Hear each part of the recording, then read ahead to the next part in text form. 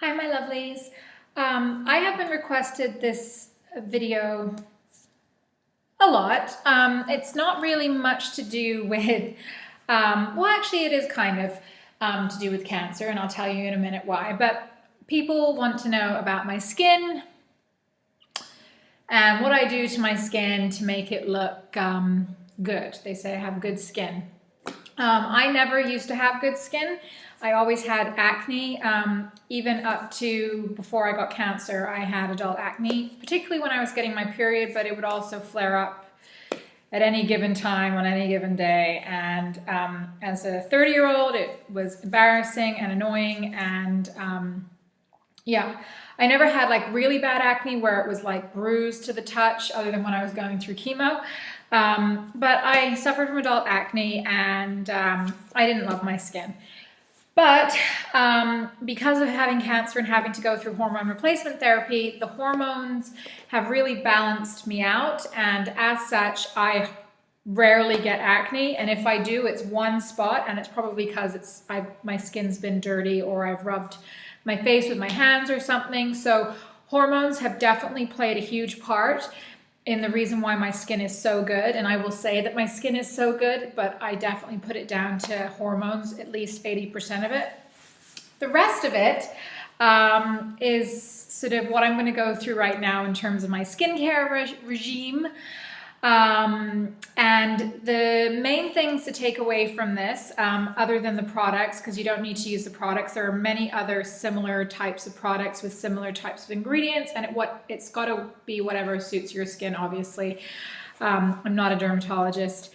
These products have worked for me, and that's the reason why I am going to talk to you about them. So the main things that I have talked to dermatologists about, and makeup artists and things, is that everybody needs to be doing with their skin is A, exfoliating at least 2 or 3 times a week. B is always using an SPF. Even if it's cloudy and raining outside, you wear an SPF every day. And, you know, wash your skin before bed and drink lots of water. You know, it's common sense, but we all get lazy and don't do it. However, I do all those things. I'm not going to lie, I do all those things. Because as you get older, I want my skin to look good. I want to like preserve this, and yeah. So let's get started. So twice a day, I will cleanse, moisturize, and tone. In the morning, I use just like a St. Ives scrub. I'm just finishing this actually because I got a Clarasonic Mia for Christmas, and Clarasonic is, oh shoot, am I gonna be able to get this open? Yes, that's a Clarasonic, and it's an exfoliant, and it's gentle enough to use every day. There's different settings, so you can have it on a low settings. I have very sensitive, very dry skin, and it works fine for me, by the way. So I use it every day, twice a day. Well, right now I'm using it once a day and using this once a day because I'm trying to use this up. So if you don't have the Clarasonic, because it is an investment, I think it's a couple $100. The St. Ives Apricot scrub I feel works really good, or any scrub, and I do exfoliate every day.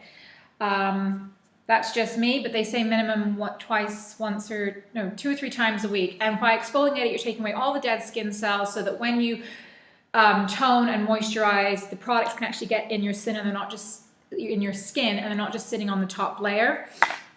So that's what I do. After that, when I get out the shower, I tone, and I use this Simple brand because they don't use any parabens. All the stuff that I use are paraben free and mostly perfume free. I try not to have anything that has lots of chemicals. A lot of the really high-end products that you're going to find at Saks or Harvey Nichols or Selfridges, the designer high-end products, they use a lot of crap in their skincare, and it actually ages the skin, and it's not good for your skin. Like it can cause it's toxic pretty much. So I try to use stuff that's pure natural ingredients and real ingredients, because a lot of the stuff, they use fillers. They'll use lots of oils that they put in to fill up the actual product. So it actually just sits on the top of your skin anyway, and it doesn't penetrate. And usually when you use products that have lots of good nutrients in it, you end up using less product because it really does work in your skin. Anyway, after that, during the day, I use this Vichys Active. It's an anti-wrinkle cream. This particular cream does not have an SPF. The one I was using in Canada did. So I just used the cream. However, because this doesn't have an SPF, I have La Roche Posay,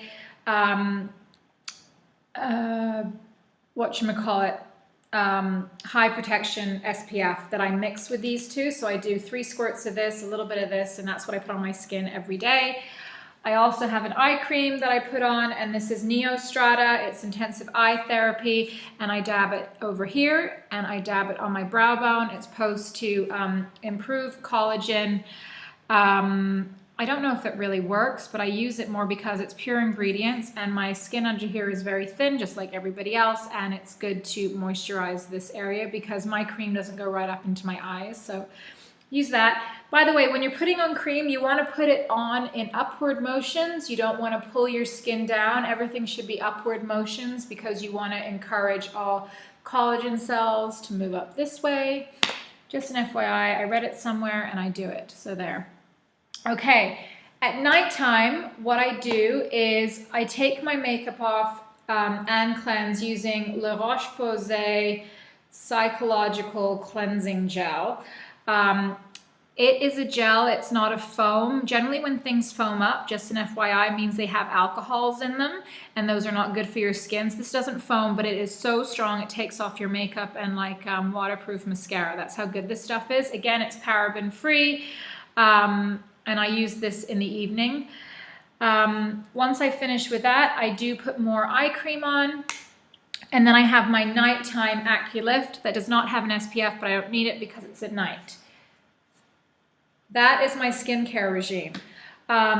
Recently, today, I actually went to Boots because this stuff here is probably around 18 pounds, which is about $30-something. It's expensive. So I found this other cleansing foam by Botanics. I don't know if you can get this in America. Well, it's got US fluid ounces, so maybe you can. But I got this, and it literally was $3.99 at Boots, £3.99. So that's like $8 or so. And it's a cream, and it doesn't have any parabens in it either, and it's made with natural ingredients.